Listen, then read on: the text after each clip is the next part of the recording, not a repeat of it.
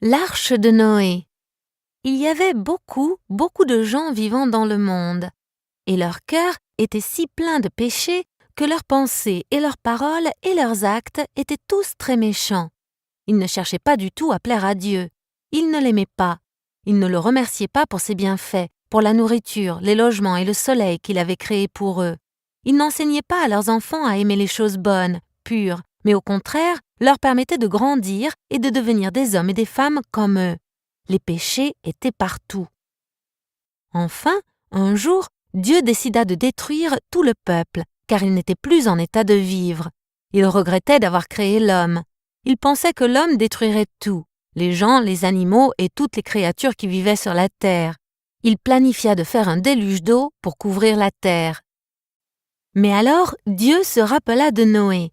Noé était un homme qui avait essayé de faire le bien, indépendamment de tout son entourage d'hommes méchants, et il avait enseigné à ses fils à faire de même. Dieu était content de Noé et de ses fils. Parfois, il parlait à Noé. Il décida donc de lui parler de son plan de détruire le monde.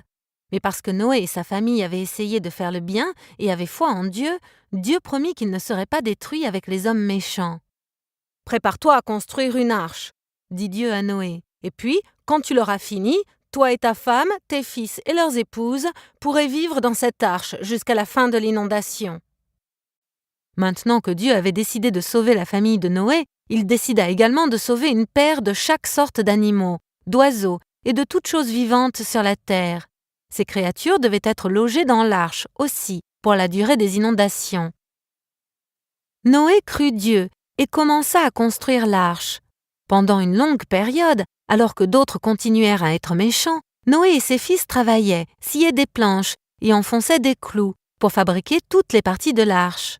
Chaque clou fut enfoncé solidement en place, les intérieurs des murs finis, et chaque partie était prête à l'assemblage. Sans doute, les gens riaient beaucoup du vieux fidèle Noé et de ses 3 fils. Ils pensaient que seul un homme fou pouvait croire qu'il arriverait quelque chose comme une inondation. Noé continua néanmoins de les avertir qu'ils devaient se repentir de leurs péchés, ou Dieu les détruirait. Un jour, lorsque l'arche fut achevée, Dieu appela Noé et lui dit d'aller chercher son épouse, ses 3 fils et leurs épouses, et de monter dans l'arche. Tous les animaux étaient également venus, 2 de chaque espèce. Quand ils furent tous à l'intérieur de l'arche, Dieu lui-même ferma la porte. Après quelques jours, la pluie commença à tomber. Et quelle pluie! Bientôt, les ruisseaux minuscules étaient de déchaînés torrents, et les rivières débordaient de leurs lits. Les gens commencèrent à abandonner leurs foyers et se précipitèrent vers les collines. Les animaux aussi tentèrent de trouver un lieu de refuge et à l'abri de la tempête. Mais il continua de pleuvoir, et les eaux montèrent de plus en plus haut, jusqu'à ce que tout le monde comprenne enfin que Noé avait dit la vérité. Mais maintenant il était trop tard pour se repentir et se réfugier dans l'arche, car Dieu avait fermé la porte. Et donc, quand les eaux se glissèrent jusqu'à la cime des collines et des montagnes et les ensevelirent hors de vue, tous les êtres vivants sur terre disparurent. Ceux de l'arche furent les seuls à rester en vie. Pendant 40 jours et nuits, la pluie continua, mais Noé et sa famille étaient en sécurité. Lorsque les eaux furent assez hautes, elles décollèrent l'arche du sol, et elle commença à flotter comme un grand navire par-dessus l'inondation. Pendant 6 mois et plus, elle flotta au-dessus de la terre recouverte d'eau. Puis, un jour, elle s'immobilisa. Dieu avait fait souffler du vent sur les eaux pour les assécher, et comme le niveau des eaux était devenu graduellement plus faible, l'arche s'était ancrée au sommet d'une montagne. Ici, elle resta 2 mois, et pendant tout ce temps, le niveau continuait de baisser plus bas sur les flancs des montagnes. Après avoir attendu un certain temps, Noé ouvrit une fenêtre près du toit. Il permit à un corbeau de s'envoler par la fenêtre. Le corbeau avait des ailes solides, et l'oiseau vola en va-et-vient jusqu'à ce que les eaux aient disparu. Après quelques jours, Noé lâcha une colombe, mais la colombe ne put trouver un endroit pour construire son nid. Alors, elle retourna bientôt à l'arche. Une autre semaine passa, et Noé envoya une fois de plus la colombe. Elle resta dehors plus longtemps cette fois, et quand le soir arriva, elle vola vers Noé, avec une feuille d'olive verte dans sa bouche.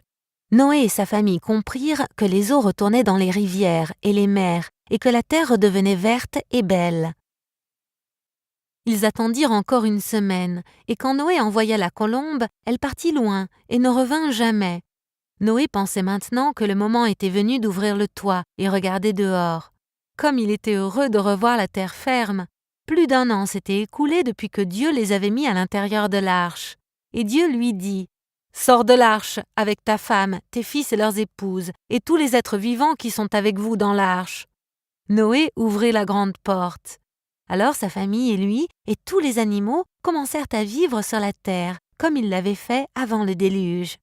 Noé était reconnaissant envers Dieu, car sa vie et celle de sa famille avaient été épargnées, alors que tous les autres avaient péri. Il construisit un autel dès qu'il sortit de l'arche et apporta une offrande à Dieu. Parce que Noé avait été obéissant, Dieu accepta son offrande et était satisfait de lui. Alors, Dieu promit de ne plus jamais envoyer un déluge pour détruire toutes les créatures vivantes. Et parce que Dieu voulait que l'humanité se souvienne toujours de cette promesse, il plaça un signe dans le ciel. Ce signe était un magnifique arc-en-ciel. Alors, chaque fois que vous voyez un arc-en-ciel, c'est la promesse de Dieu à l'humanité tout entière. Fin.